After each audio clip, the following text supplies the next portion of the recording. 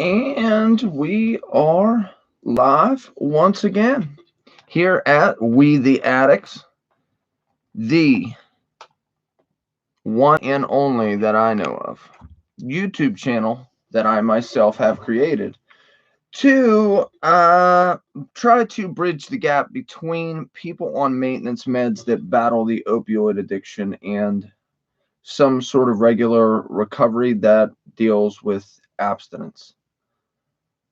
Uh, Welcome to anybody who may come and watch this afterwards. I apologize that I wasn't on earlier this morning like I said that I would like to try to do in my last video, but my alarm went off. I have my daughters this weekend and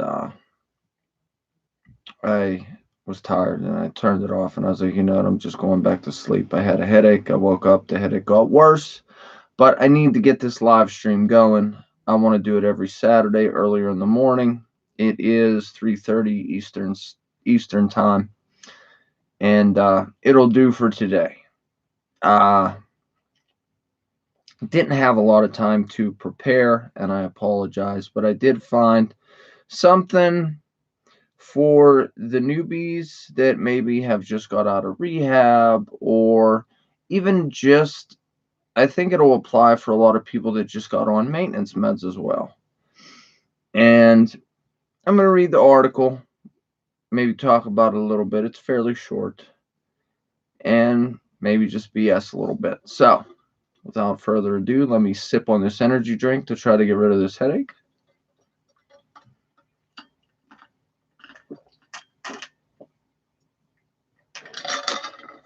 Excuse me for that.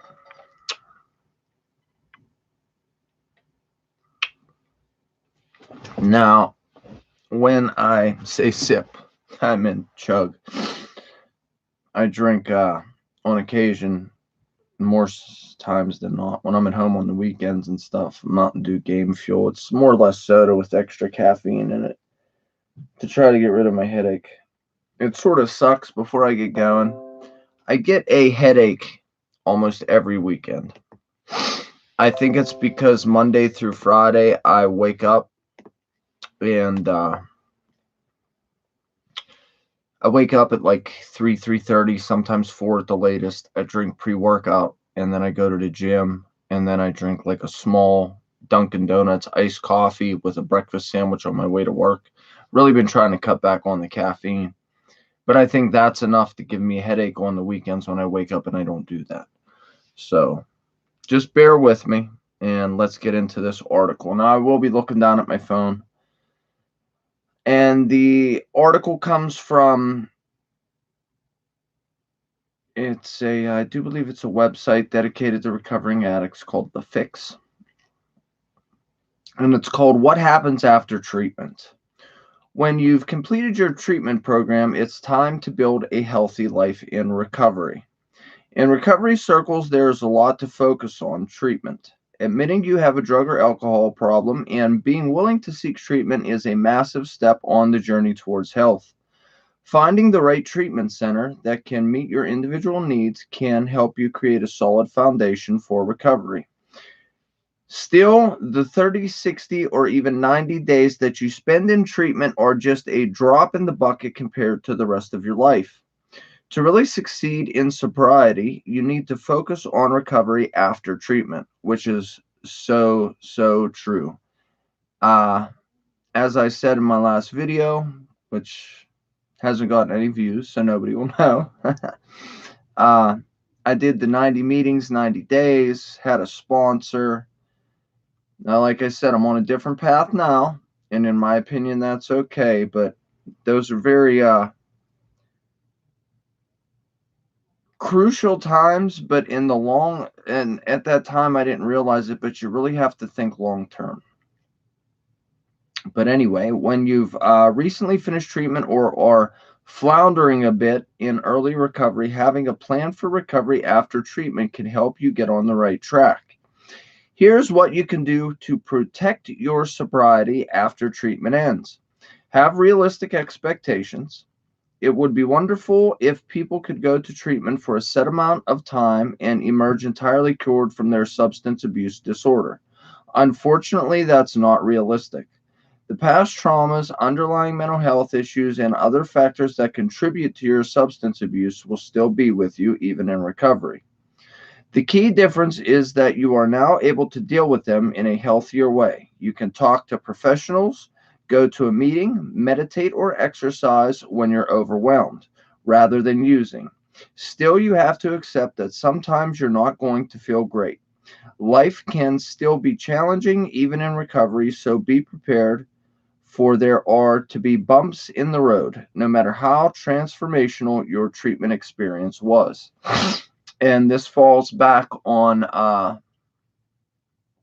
a tried and true principle that was drilled into my head in recovery, in rehab rather, and in regular recovery, 12-step recovery. I call that regular recovery because that's the mode of recovery that I practiced, is life on life's terms. And you have to realize and have to try to accept early on that you're going to feel good coming directly out of rehab or getting directly on a maintenance med or whatever the case is that got you clean.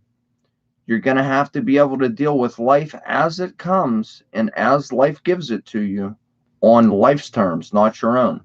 Because in the past, on your own terms, you would have a bad day, you would use. You would have a good day, you would use. It was Friday, it was payday, the boys was going out, you would use. You know what I mean? So you have to learn that you're not going to be able to do that, and you're going to have, and it's tough at first. I'm not going to, it's still tough for me. And I am cheating, and I'm on a crutch or whatever, what have you. And it's still hard not to use certain days because being on Suboxone, the only thing that stops me from getting high on is opiates. I can smoke weed, I can drink, I could do cocaine products, I could do methamphetamines, I can, you know what I mean? The list goes on that I know of. I'd imagine there may be another drug that it may hinder or mess up or maybe even kill me, but I can get high on anything else I want, really. So, what they're saying here in this article, and I'll put the link in the description to the article. The fix is pretty, like I said, I was at a loss. I didn't get time to prepare during the week. It was a busy week.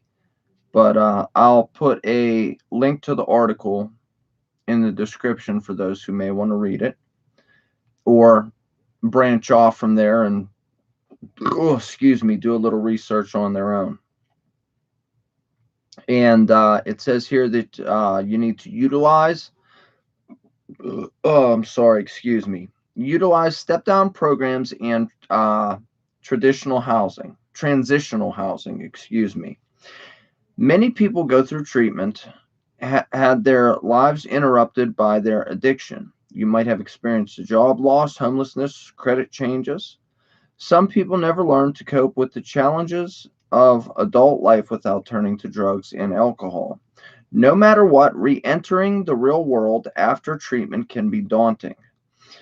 That's where step-down programs and transitional housing, can help. If you went to an inpatient treatment program, it can be shocking to go home from a structured environment to being on your own. To ease that transition, step down through treatment options, including outpatient and evening programs. Consider living in a transitional housing where you can pursue a job or education while still having some structure and accountability. Now, me personally, I did utilize step down programming. I did something that many of you may be familiar with called IOP, intensive outpatient. It was a 3-day a week nightly program where I went and there was a group and an individual counseling session. And initially, when I got out of rehab. That's what I used. I never went to transitional housing, which that would be a halfway house or a sober house. And I know a lot of people that have, and because they were just like, you know what, 30 days in rehab just isn't enough for me, and I can't go directly home. I'll just end up using again. So they end up going to a halfway house, maybe out of town somewhere before they come back to their actual home, or they may go to a halfway house out of town and plan on staying out away from wherever they originally lived. And I know that it can be beneficial. And if you're thinking about going to rehab, this is something that if you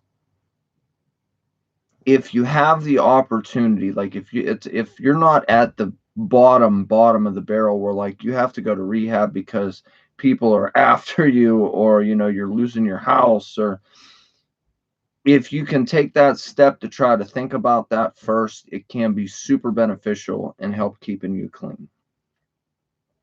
And thirdly, I think it's thirdly, it says you have to grow a sober community, which is very, very helpful. After you leave treatment, you might feel a bit lonely. Many of the people that you spend time with during your active addiction aren't safe to be around now that you're building a sober life. Your friends who didn't experience addiction might be able to hurt you, excuse me. Your friends who didn't experience addiction might still be hurt by your past actions or cautious in reestablishing their relationship with you. Your new sober community can help fill the gaps, attend meetings, go to alumni events at your treatment center, and make friends with others at your sober living. Although putting yourself out there can be scary, the benefits of having sober friends invested in your success are well worth it. And I can't speak enough to this fact. I think I may have said it in other videos, but as I said, not these videos aren't really getting watched, so I can just keep repeating stuff until some people actually start coming. Excuse me.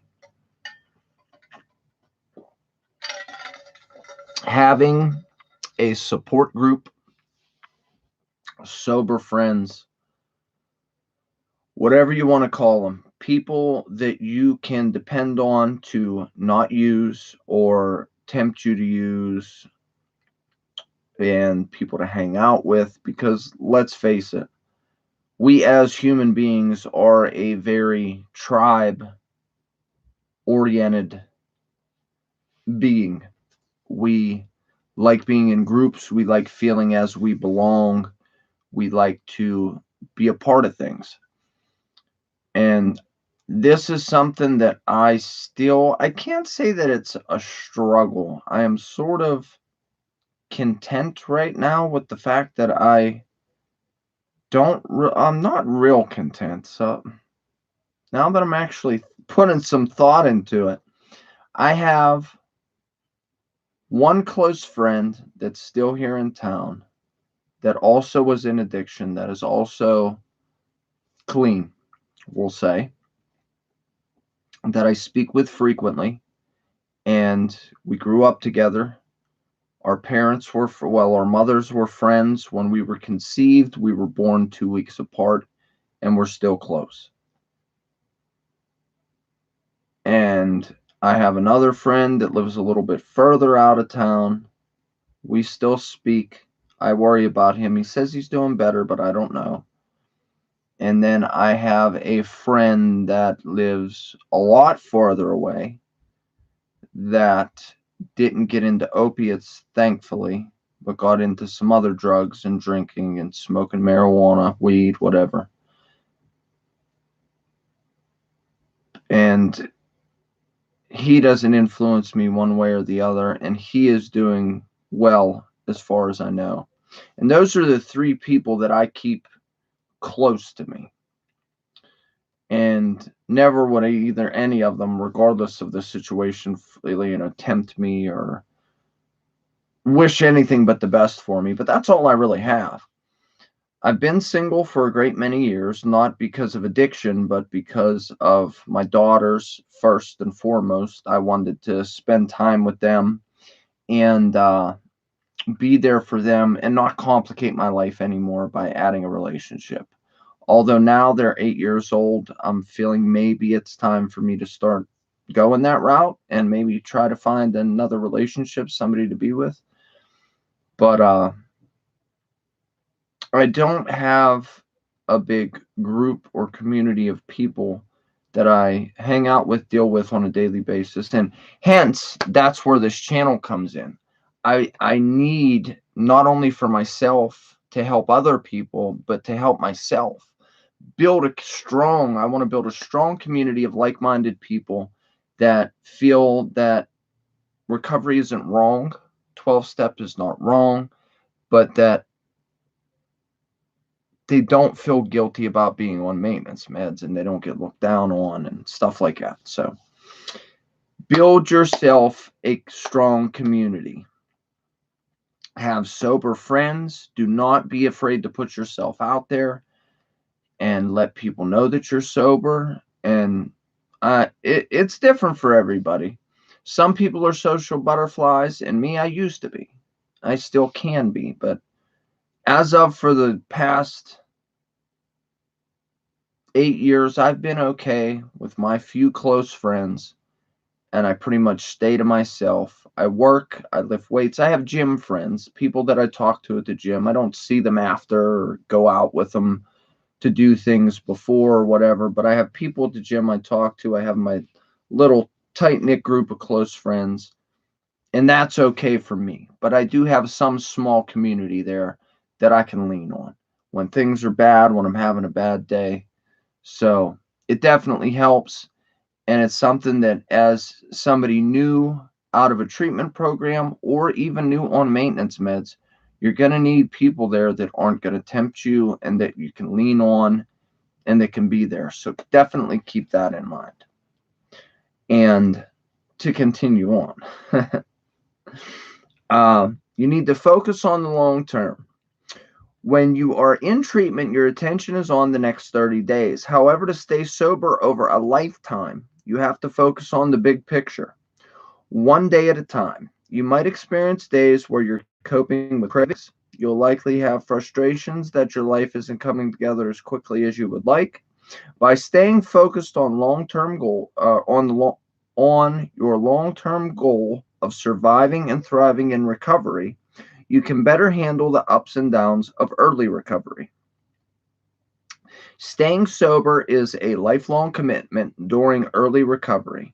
You can start to set a foundation for that by building your community, establishing healthy habits, and learning which practices are most helpful for you. You'll learn to recognize triggers and how to avoid them. You will realize the importance of reaching out for help. Over time, all of this will strengthen your sobriety and help you live the life that you want to live without drugs or alcohol. And that's the article. And I can't say enough about focusing on not so much the long term, but because you have to live one day at a time. And if one day at a time is too much, take it an hour at a time. If an hour at a time is too much, take it a minute at a time. And when life gets rough, and I am truly speaking from experience, when you have a bad situation comes up that, because let's face it, life can be a fickle bitch, and life can be a miserable bitch, and things can come at you from your past when you were still using that you didn't expect.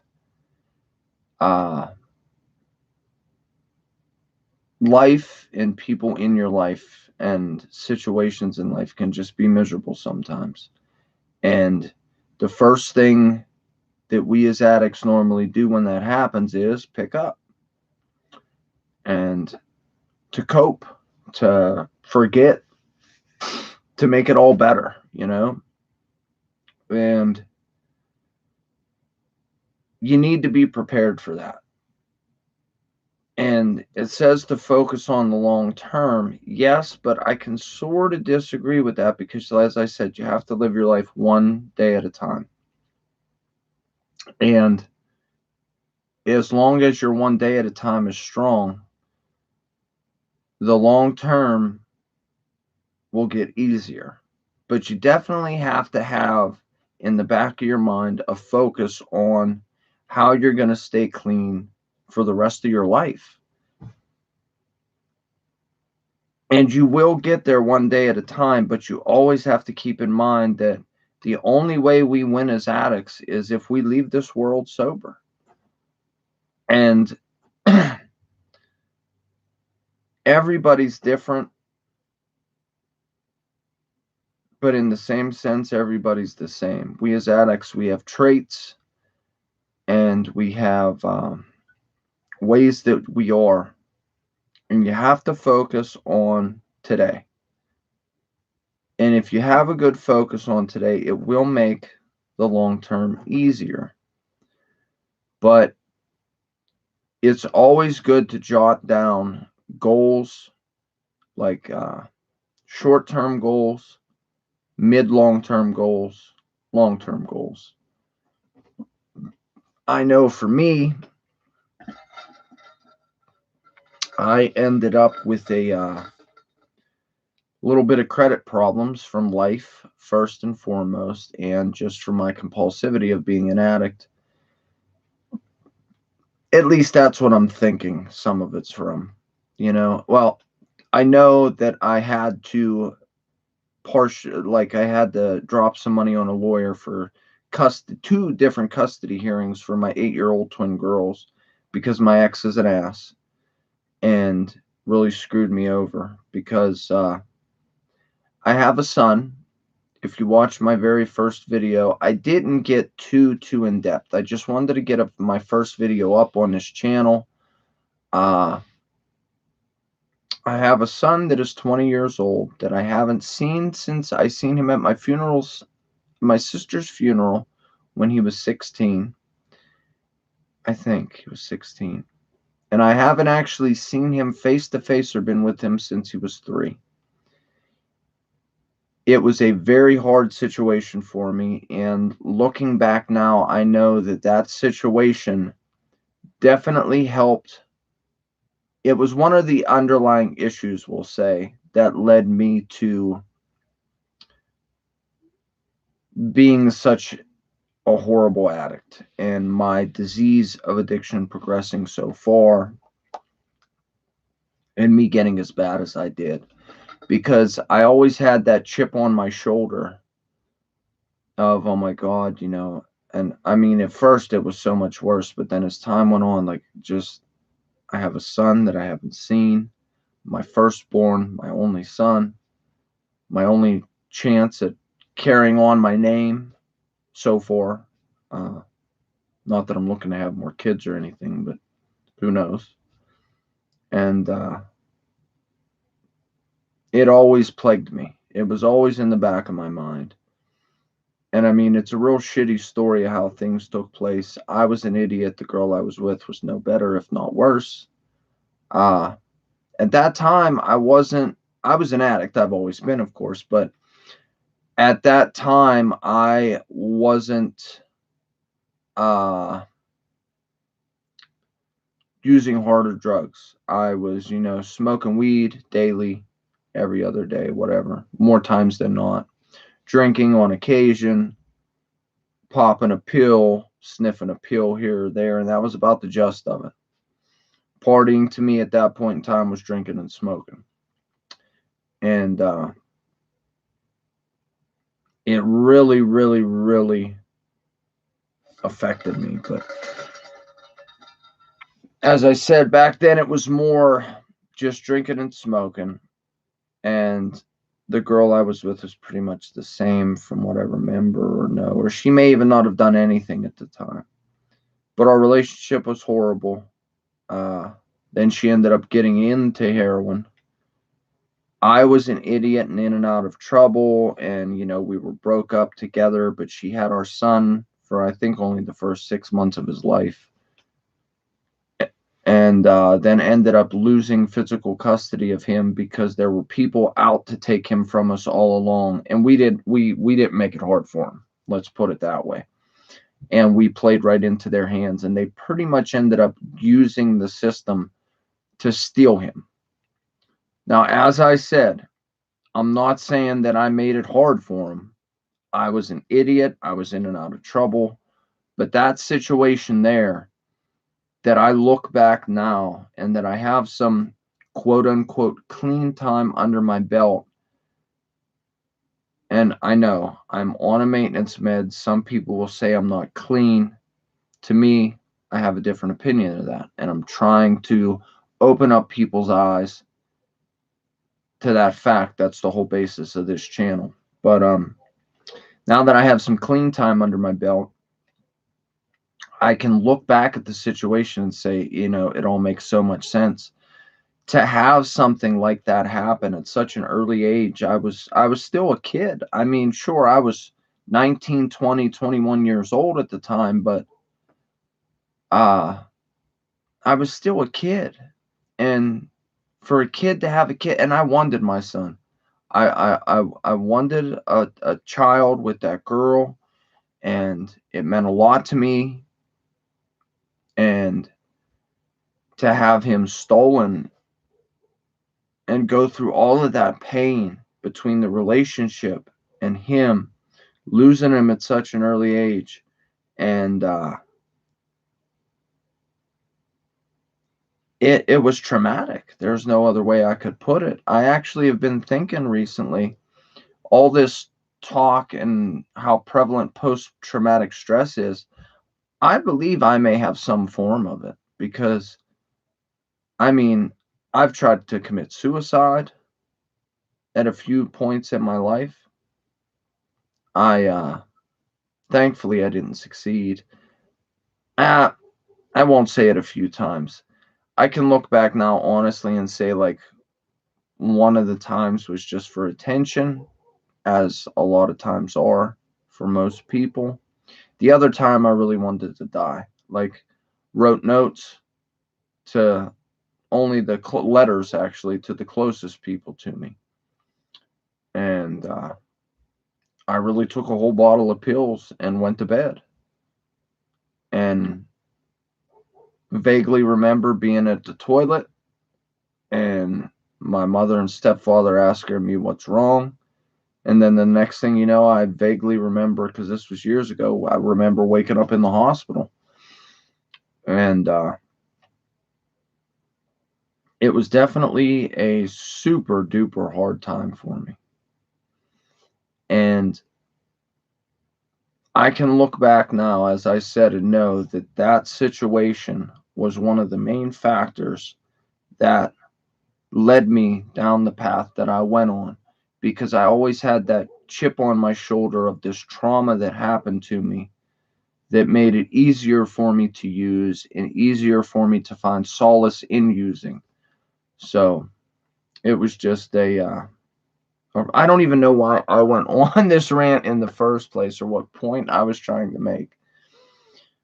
But looking at past traumas, we'll go there. I mean, underlying past situations that really can lead you down a dark path if not kept in check and not taken care of.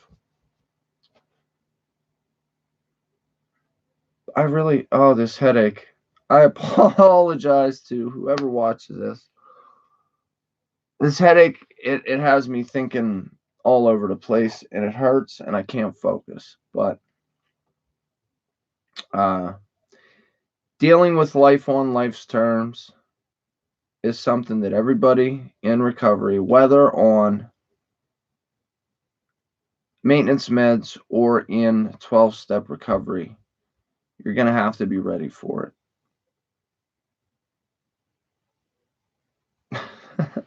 Anyway, let me sip this momentarily, please.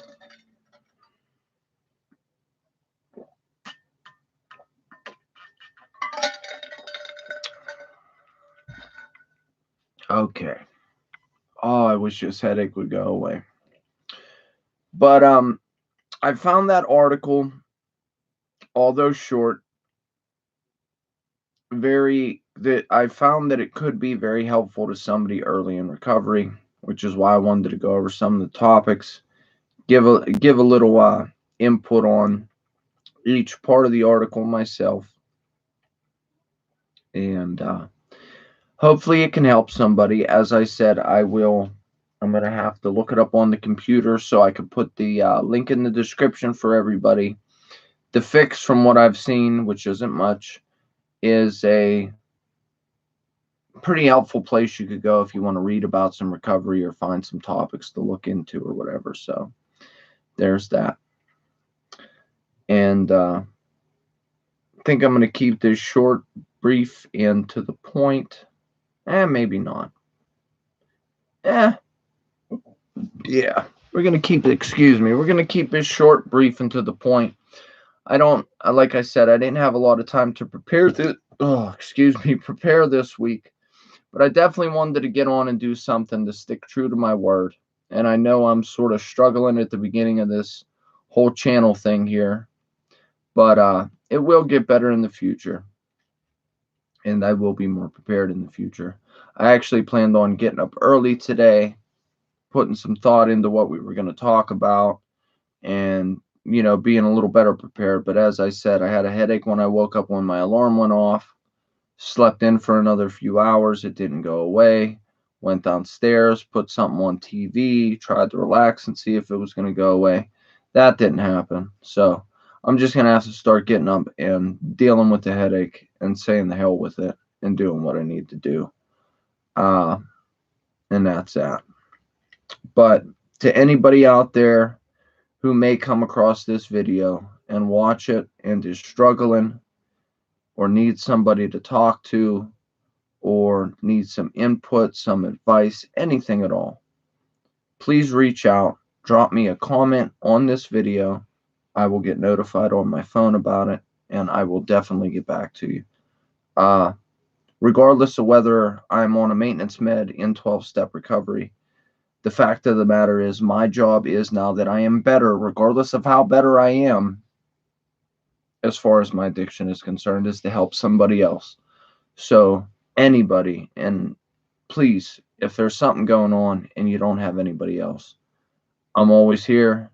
It's me, my twins, and my few friends. I don't do much besides work, lift, spend time with my daughters and help raise them, and do this YouTube thing. So I'm here for you if you need me. With that being said, we're going to wrap it up there for this week. I have some other things I need to do with my other YouTube channel. If you're into gaming, check me out there. True Masterson, because you too can be a true master son. I thought the play on words was funny, hence the name. True Masterson, true master son, whatever. If you have little ones, have them check out Twinsy Toy Talk. That is my twin daughter's channel. They do some fun kid stuff there, and we need to get their channel up and running again, as I said last week. And until the next time, my people, if you need anything, I'm here. But I'm going to wrap it up here. Over and out.